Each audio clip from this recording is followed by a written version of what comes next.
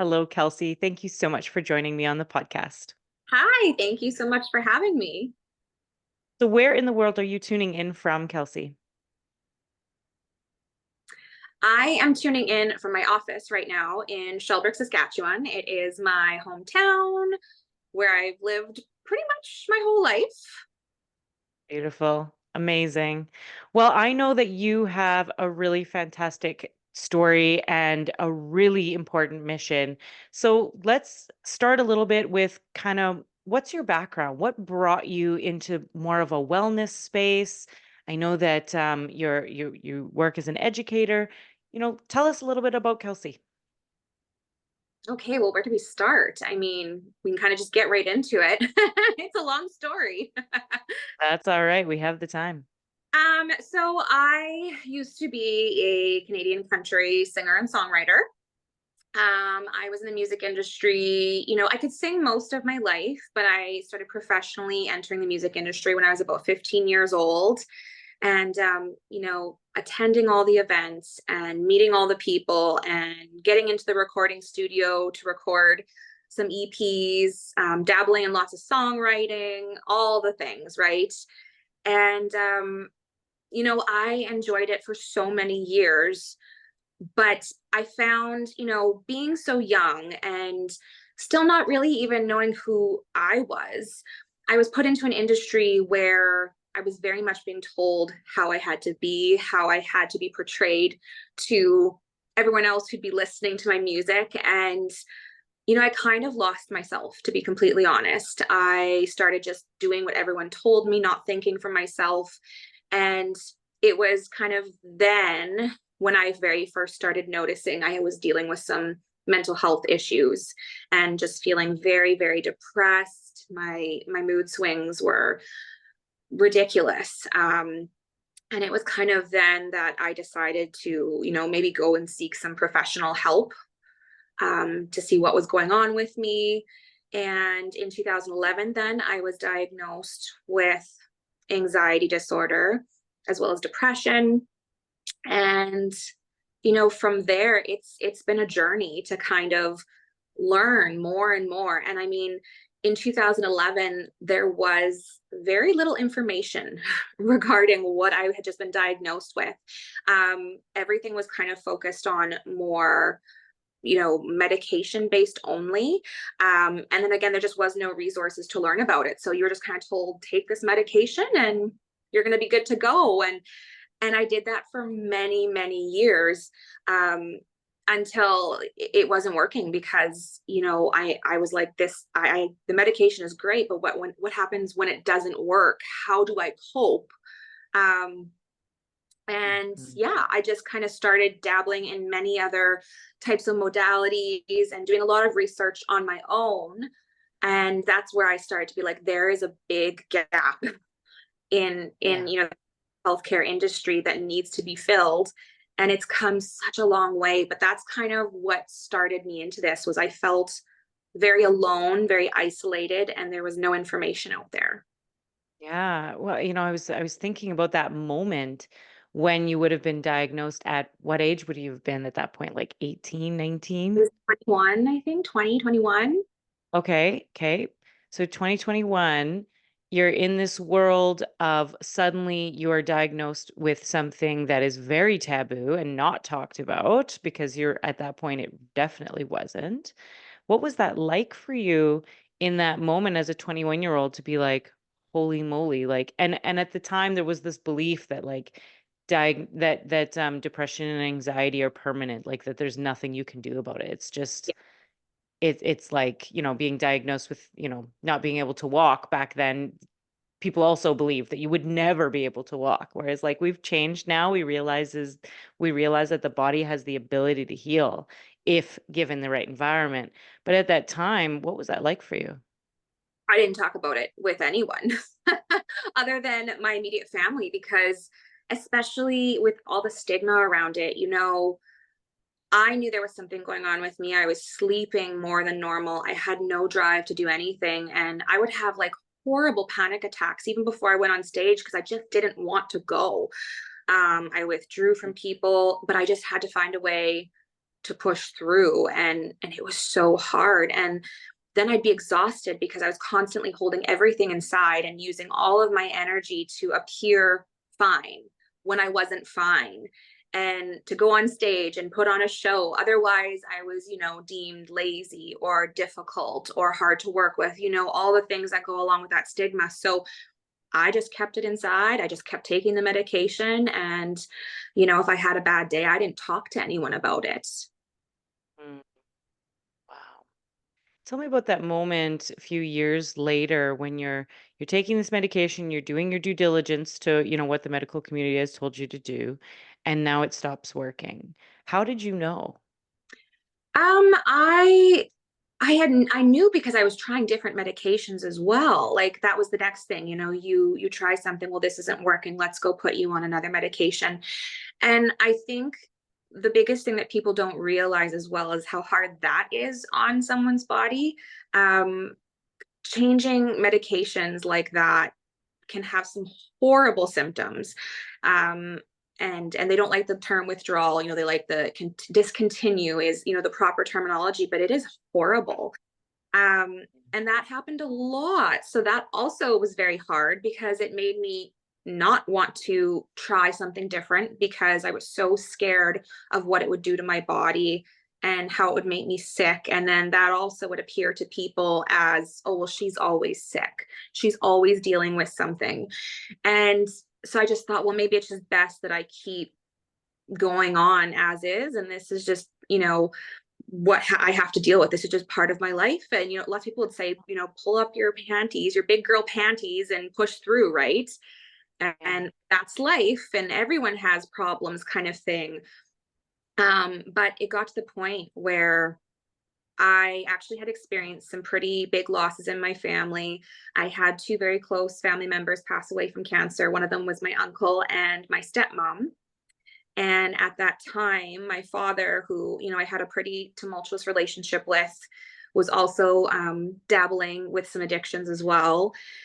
With his grief, and I was kind of left taking care of a lot of people in my life when I couldn't really take care of myself. But that was the first time that I realized I can't do this. I can't take care of these people who need me right now because I haven't been taking care of myself. I've just been, holding it here inside.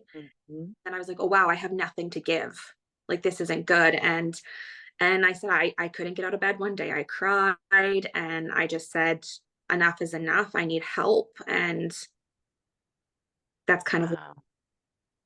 That's an awful and beautiful story because it sounds to me like it was your dark night of the soul. It all just kind of culminated to this space where you were like, "Holy shit, I haven't taken care of myself in 5 years."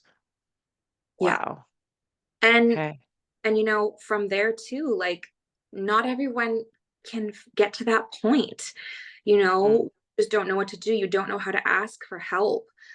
So I feel very fortunate that I did feel that way, because a lot of people don't feel that. They just feel there is no hope, there is no answers. Um, so again, I'm very, very grateful that I was able to recognize that and be self-aware. awesome. So what did you do now? From that point on, I had started like seeing a counselor regularly. But Awesome. that was a whole journey.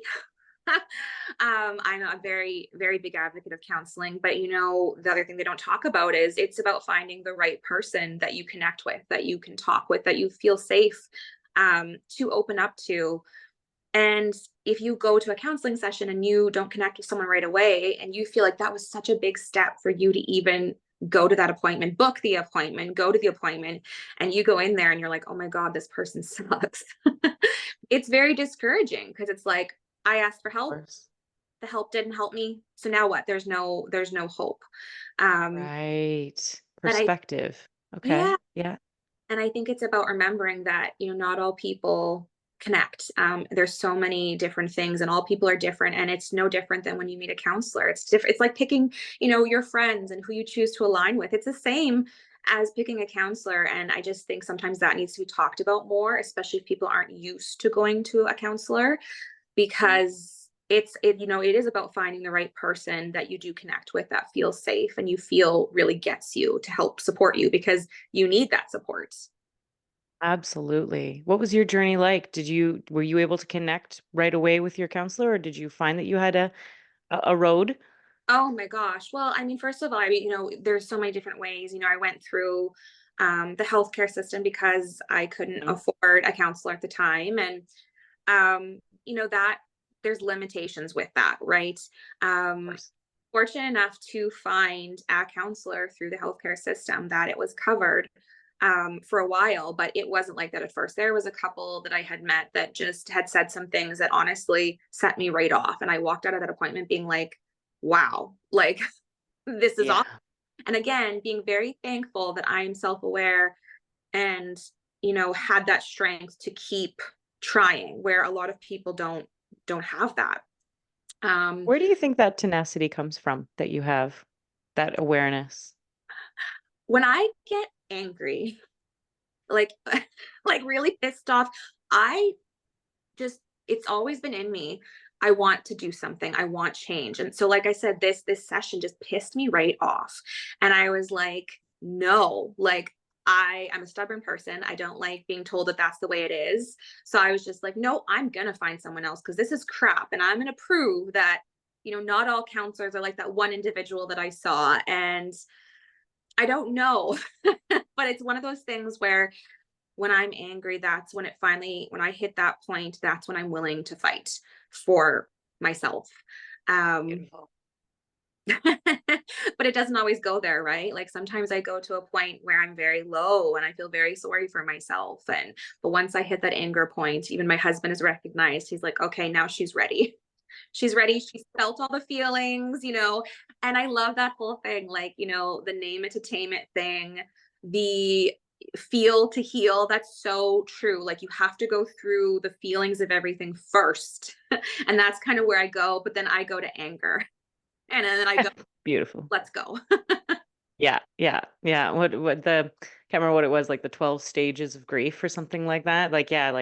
Yeah, denial and et cetera, et cetera. And anger is after sadness or something like that. I mean, you'd think I'd know this, but it's so true. And you know what?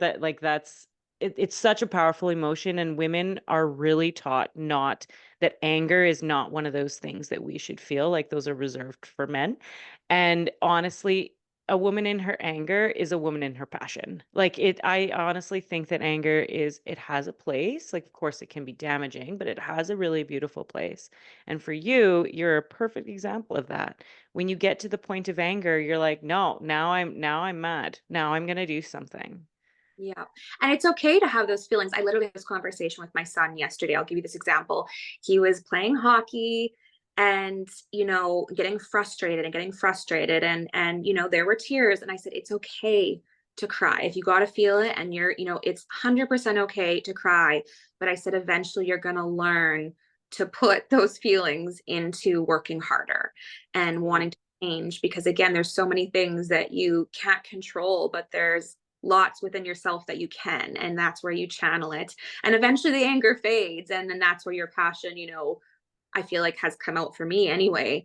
um Mhm. just help direct me into what I'm actually passionate about and what really upsets me and what do I feel strongly about. Awesome.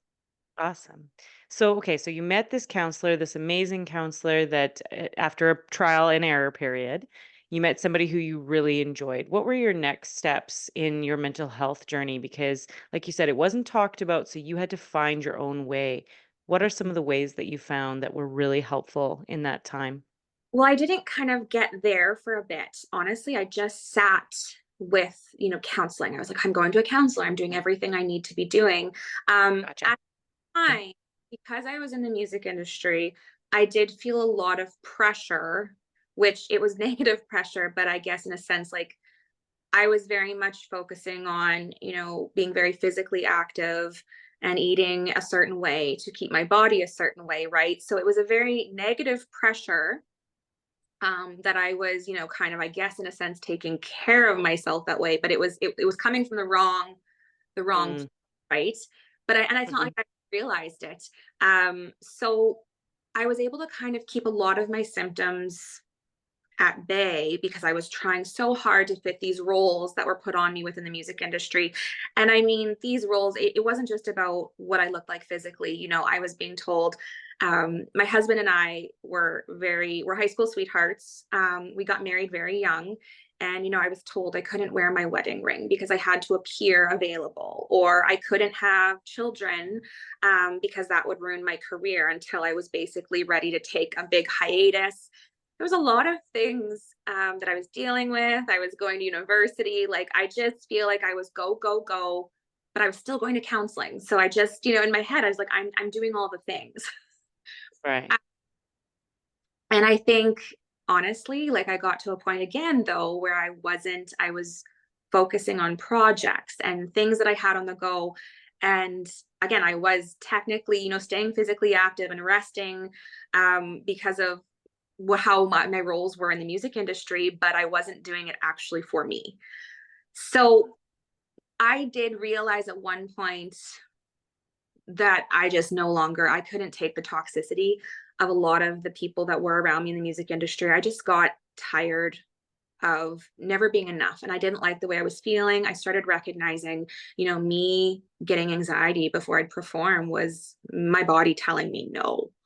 Like, I don't want to do this. These are warning signs. I want to bring my husband to events. If I want to have a baby, I'm going to have a baby. Mm. It got to the point where I was like, no. And I had started pulling back, but it was when my dad had passed away in 2018. That was like the big Jeez. whoa moment for me. Like I had said, my father and I had a pretty tumultuous relationship. I was very much a daddy's girl, but there was lots of things. My was married quite a few times. We had all kinds of weird dynamics with that. And when he just suddenly passed away, same thing. I pulled back from everything to take care of everyone around me. And same thing that had happened in 2011, where I got through about a 6 month period. And then in February of 2019, I had another breakdown, but it was to the point where now I wasn't like, I knew counseling wasn't enough. Like I was like, no, I need to be admitted into the hospital. Like, I can't do this. So I had actually talked to my family, my husband, we all had agreed that, you know, the funny thing is, no one knew what to do. Like, everyone's like, she's not good. So yeah, like we're gonna take her. Like, they just, you know, there was no conversations. There was no what can we do? Because again, like the education, even in the last 6 years, has come so far of how to support Oh, people. yeah. But at that time, it was like, oh my gosh, we don't know what to do. Yeah, take her to the hospital. Um, I'm and so sorry for your loss and for this on top of all of it. you, you know, and the biggest thing too was at that point, I had a 2-year-old son. I it just changed my whole perspective. Like, I didn't want him to see me like this, which now I'm very open about my mental health struggles with my kids because I want them to know that it's okay to feel this way. But at the time, I was like, I need to be better for my son. So they had taken me to the hospital in Saskatoon, to the RUH emergency department, and I waited there. Oh gosh, it was so long. You know, it's emergency, right? And everything's so short staffed. And essentially, they, you know, looked me over. And because I wasn't suicidal, they wouldn't admit me. And they more or less said, you know, there's nothing we can really do for you other than give you a referral to a psychiatrist that would take months and some more medication. And then that was like my breaking point. And I remember driving home with my husband and he broke down. And this is where the anger came in for me, as I had never seen him like this. He was so frustrated. He's like, what the heck? Again, we're asking for help, but we're being turned away. So like, now what? Like, what do we do? There was just no awareness, there was no education, there were no tools, resources. And that is where like everything changed for me and got me to kind of where I am now. I was like, something needs to be done. But I was like, I gotta take care of myself first and figure Hmm. out how I'm gonna do this. And then I'm gonna figure out a way to help others. Okay. Interesting. So in this moment, I'm seeing that you went from just getting through to a North Star. You had a purpose. You had something that was going to drive you. Yeah. What when you say I need to take care of myself first and something needs to be done, was it something needing to be done that helped take care of you, or was there two parts to this? I'm curious. Um, well, yeah, like I guess something, I knew something needed to be done, but I just didn't know what it was. Like, so Okay. started like I started dabbling in everything, anything and everything, like researching. And I say woo woo things very respectfully. Yeah. Love I me a woo woo. Yeah, Yeah. like I try everything from, the more spiritual side of things to more Western medicine type of things. I booked appointments with naturopaths. I went in for Reiki. I was like, let's do this. Let's do this. Let's try this. I read somewhere this can be good for you. Yeah, let's go there too. Like, nothing was off limits for me. I would talk about it. And so this is where the funny part comes in, is as I was doing these things, I had started my social media channel, which, in hindsight, I'm like, it's very interesting that I did that when I was at an all-time low, but I think I just really needed community. That's what I was looking for. I was looking for support and community. And not that I didn't have that within, my own friends and family, but they didn't understand because, again, there wasn't the information out there, or they themselves maybe hadn't gone through it but had never talked about it before, right? Or were hiding it themselves. um, I was really looking for community and support. So I basically had started an Instagram page. I started sharing my story and things I was going through very openly. And the response I started getting back was unbelievable. The suggestions of things from women who'd been in similar situations or had family members, or women who just felt so alone and completely related. I took that and I used a lot of the information to help myself. Um, and it was just great. It was so therapeutic, sharing and having those connections. And that, I can honestly say, is one of the things that I think has helped me get to the point where I am at today. Oh, I just love that. I love that. So, okay. So you had a North Star. You had a purpose. You were going to turn your pain into purpose. And additionally, you accessed community, but not just your revolutionary aunt, or your really great and thoughtful cousin, but instead you found like-minded people. Well, You found people who are going through similar things. and I think the reason I was like, why did I go to social media? But I also, like, I had a platform similarly before through my music. It was on Facebook when I had my Mhm. music. And so when I started my Instagram account, my personal one, Little Taste of Beige, I had played that in. I said that I was a semi-retired Canadian country singer. And I just, it's funny because I knew the connections I had made through my music. So that was a very big positive. Like, the music industry was not all bad. There were many great takeaways from it. And it taught me how to use my voice. And it taught me how my story that I was sharing through music at the time was impacting other people. Right. So I was connecting with people through my music, but it was hard because I was fighting that battle of like, is this really me? So Mm. I knew that it was possible to have connections outside of my circle. And I mean, the other thing too is I live in a very small town. It's a great community. Sometimes, the friendships are formed also because you've known them your entire life. And that's Yeah. not a thing. But sometimes, you're friends with people who you might have literally nothing in common with, but they're there. And again, it's not a bad thing. But again, trying to find people who maybe are more like-minded and have similar interests might not be in that small town, right?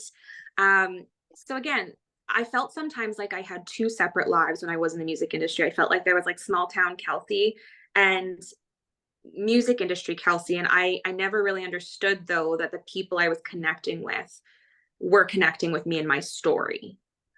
So that's where I knew I could take that again and just take out the other extras that were piled on me in the music industry and take off the mask, and I could just be me and share my story, and that people would still be there and want to connect.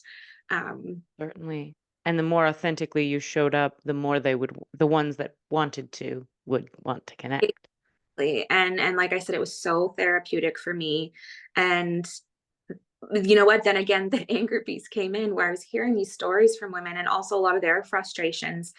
And that's where I was like, huh, like this is really upsetting me. This is, again, now something doesn't need to just be done for me. Like there are so many others out there who feel this way. This is ridiculous.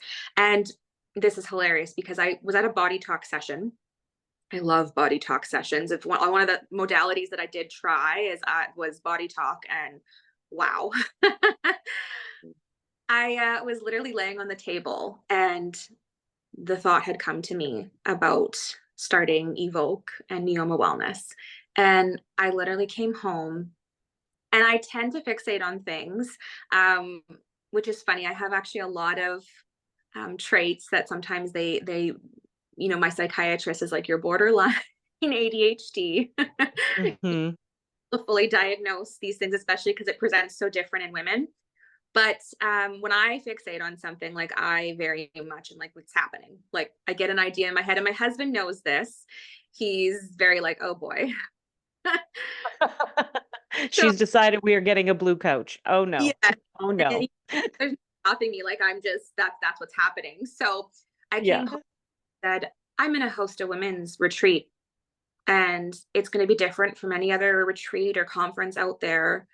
I'm going to bring women together, and we are going to learn all about these different kinds of healing modalities. We're going to talk mental health and wellness, and we're going to share and connect. And he was just like, oh my God.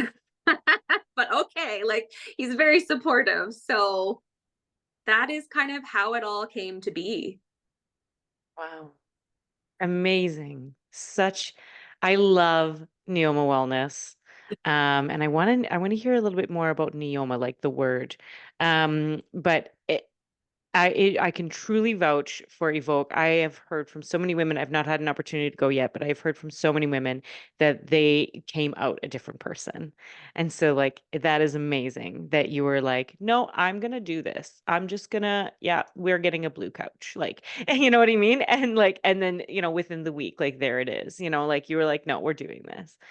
I want to dial back a little bit. I want to hear about Neoma. I also want to hear about, where your mental health was because, you're doing all these modalities and you're also starting a business.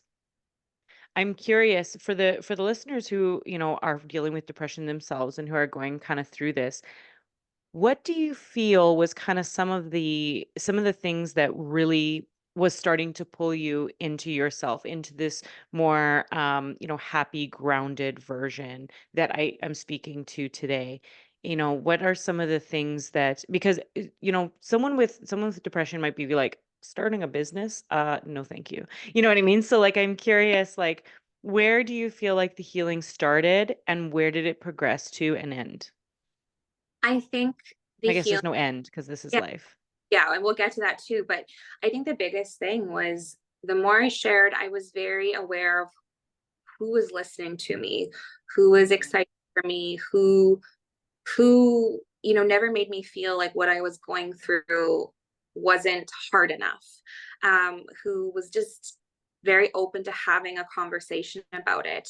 And the feelings that I got from, again, talking to people who've been there and were open to hearing about it, um, that alone was healing. And I mean, counseling does that to a certain degree, right? But when you're connecting with other people who've been there, you almost feel like, and I've said this, before to my husband, you feel like maybe something's not like really wrong with me. Like other people feel this too. I'm not alone. I'm not this freak of nature that, I need to silence myself and hide what I'm going through. Or I just felt very seen, like very understood.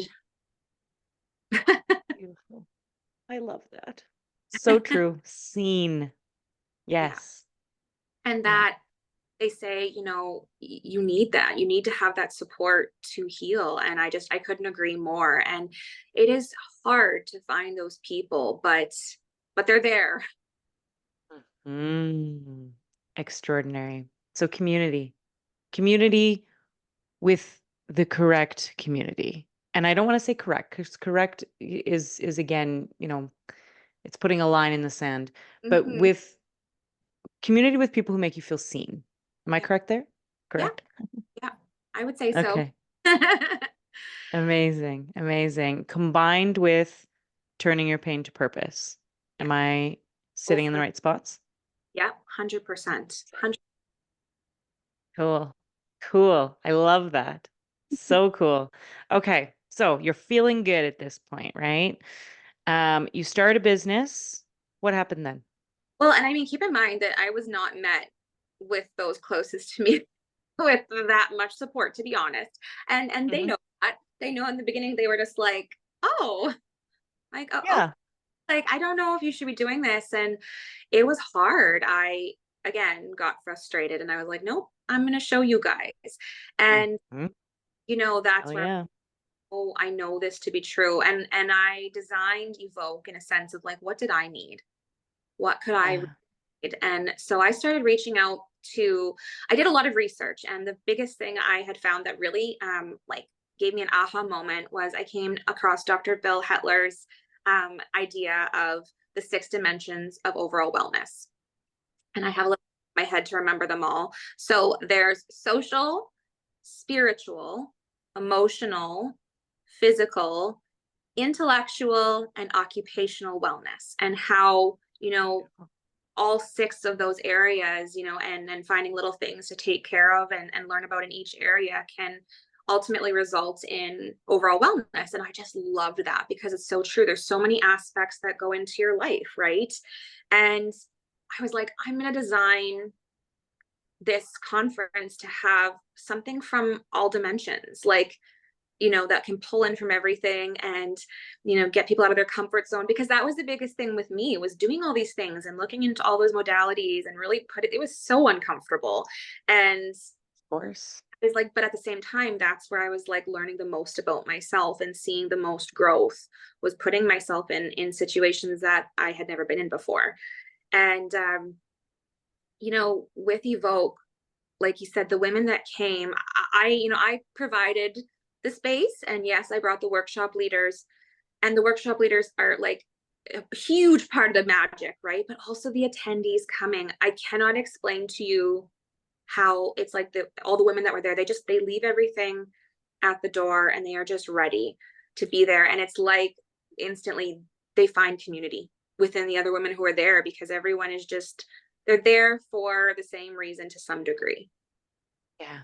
To be seen and by each other, have that mental health conversation. And, we all struggle.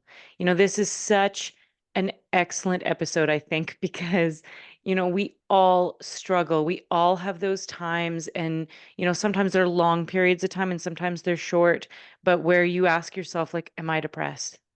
I know I've asked myself that, like sleeping 10 hours a day, can't get out of my house coat. And I'm like, am I depressed? And so like to be with other people who have asked themselves that same question, who have been diagnosed with that same, that same name that's so terrifying to hear, to have that, like we all have gone through that. And so when you can put a room full of especially women, and I think that men too can be really uplifting towards one another if they allow themselves to be.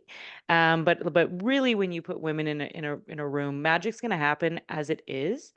And then when you put the intentionality of digging into mental health and being and seeing each other, I think there's so much more that room for that magic to really fill. And I mean, I had to trick women into coming. Like I say that to them. I joked about it. I'm like, I tricked you all coming in here. I advertised this luxury retreat, delicious food, all these fun things. And, you guys think this is just like a fun girls' weekend, but like, oh no, we're doing some deep healing shit too. Like, sorry. I totally thought I had unplugged that. But No anyway, worries, no worries. thing too is a lot of women came also as a preventative measure. Um, Mhm. they maybe hadn't struggled with mental health themselves. They learned so much about how maybe they could help others in their life, or if there were times where they were starting to feel on the crust, they could have the proper tools to help themselves so that it didn't get to the point of, needing to go to an emergency room. Right. Exactly. I have some final questions here. I'm curious, why Neoma? What was the name Neoma from? So, like, we talk about turning the pain to passion. I hate the saying, everything happens for a reason. I hate it. I just threw way too much in my life um, to feel that way. And I feel like something good can happen from crappy situations. That's kind of the way I like to put it. And like you said, turning your pain into passion. And the hardest thing that I had gone through was losing my dad. And that was such a turning point for me in this whole journey.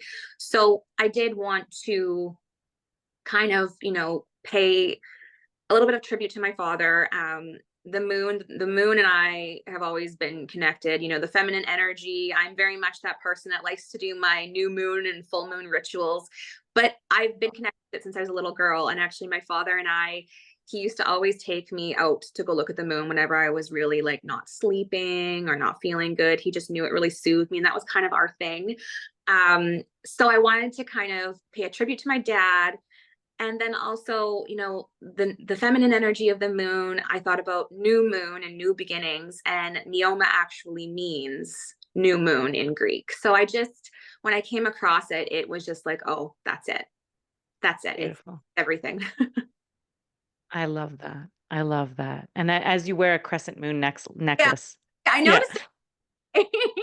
Yeah. So good. So good. Yes. That is extraordinary. So, and then my next question, I guess, would be, where are you? How are you feeling now? I mean, I know that mental health is always a journey, and that we ebb and flow. But with your North Star, with everything that you've been doing, um, how do you feel your foundation has felt, like your ground? If I'm being completely honest, Yeah. this year very difficult year for me. Mhm. Following the success of EVOKE and everything that went into it last year, we held two conferences last year. Neoma Wellness went from being a business that I was operating by myself to now charitable nonprofit, where I have a board helping me, and all these really big moves have been happening. I've lost a lot of, because I've been evolving and growing as a person, I have lost a lot of relationships, and I have found, maybe I have outgrown a lot of things in my life. And it's a hard thing to do. I don't think people talk about that enough as well. And losing those relationships and going through all those stages of grief. Um, but I also have been coming around to the other side of things where I know, this is what's supposed to be happening. I'm going to find my people who support me wholeheartedly. But again, it's still a tough process. So it's, that part has been hard.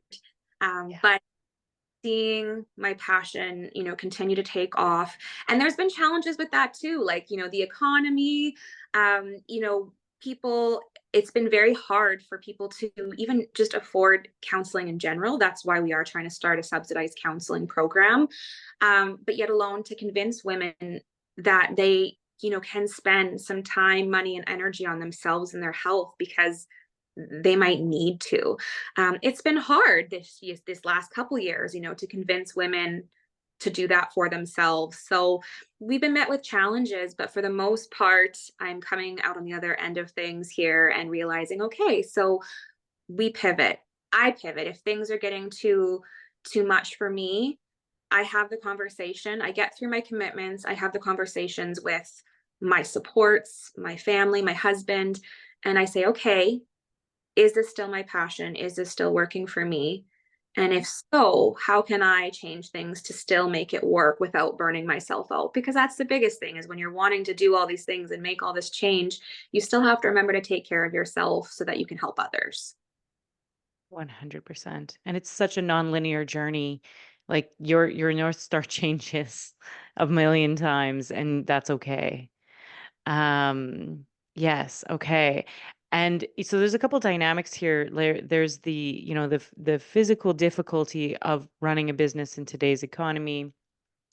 But I really loved how you, and I agree, but I really love how you highlighted as you are changing, because that's something that I agree isn't talked about enough. As soon as you make a decision to change your life, there's a couple things that bubble up. They bubble up, like your fear of not being enough, self-doubt, having to move into different, more enlightened spaces, which can then, kind of end relationships that weren't serving you in the past, and those sorts of things. And so one thing that I agree that people don't talk about is that as soon as you decide to change your life, you're going to begin to change your life. But there has to be a breakdown before the change, because we're full. Human beings are full. And then you decide to make a change, we got to make some room. So Mhm. things need to change. They need to Yeah. break down and And to make that room. going to be tough. Like I think, that's the thing is you think you can just go and do it, but it is going to be tough and it's not going to be easy, but ultimately in the end, it's where you're meant to be. Absolutely. And I really think that it's important to note here that you can stay in your comfort, and Hmm. you'll have this kind of half rotted sort of version of happiness where you're like, you're comfortable, sure, but there's no, but you haven't, how do I describe, you're comfortable, but you're not truly in your joy. And but if you want to be truly in your joy, you're going to have to go through the process, which is going to have its discomforts, Oh yeah. sure, but the joy that follows taking your life into your own hands and taking your happiness in your own hands is so much more immense than, sitting in your comfort. I think you have to ask yourself at anything that you're doing in your life, is this making me happy? Is this bringing me joy on any level? And I mean, I had this conversation with my mom and that generation where they're like, well, too bad, you just do it. And I'm like, no, there's a line. Like There's a for line. Yeah. I even with my son's hockey, I do not like going to watch every single practice. It does not bring me joy. So sometimes I don't go. And but what does bring me joy sometimes is, find that balance of my son knowing I am there. So you just Yeah. have to prioritize properly in your life, but it all should be focused around joy. And it has to do with, the people you surround yourself with, your family, your job, Yeah. everything. Extraordinary. So my final question then, Kelsey, is for somebody is at the beginning of their journey. They're feeling depressed. They don't really know where to go. What would you tell that version of yourself or that person in that place that would help move them in the direction of joy? I would say the first thing that you kind of need to do is find someone that you can maybe even talk it out with, you know, Mm, and get out of your own head to have conversations with. Um, okay. because then it sometimes just you can see things a little bit more clearly as opposed to sometimes the negative thoughts that your own mind is telling you, right? The intrusiveness. Um, Mhm. I would say find someone who is safe that you can talk about these things with. And and then the first thing is again to ask yourself, sorry. If you can do like if you could literally have no limitations in your life whatsoever to be happy, what would that look like? And That's sometimes beautiful. be so clear. Awesome. Awesome. That is an inspiring note to end. And it's true, you don't need to be the victim of your circumstance. You can be the victor. You can rise above. And it's hard. Find the supports, that's there. It is, thank goodness, so much better. There's way more, you know, tools and resources out there to find a proper counselor and to find those healing modalities. But, you have to find someone to help you find it, or you have to find it yourself sometimes too. Yeah. which leads me to Neoma Wellness. How can they connect with you and this beautiful organization that is centered around mental health and healing? You can visit our website, which is neomawellness.com. We have everything on there, our small quarterly events that we host across Saskatchewan. We have some free online events, as well as the EVOKE conference coming up in November. And you also can follow myself on my personal page, Little Taste of Beige, on Instagram and Facebook, and then Neoma Wellness as well on Instagram and Facebook. Excellent. And I will link all of that. So thank you so much for coming on, Kelsey, and being so vulnerable and letting us know and get a little bit of a taste of your story, what happened, and how you got through it. Thank you so much for having me. It's been a pleasure.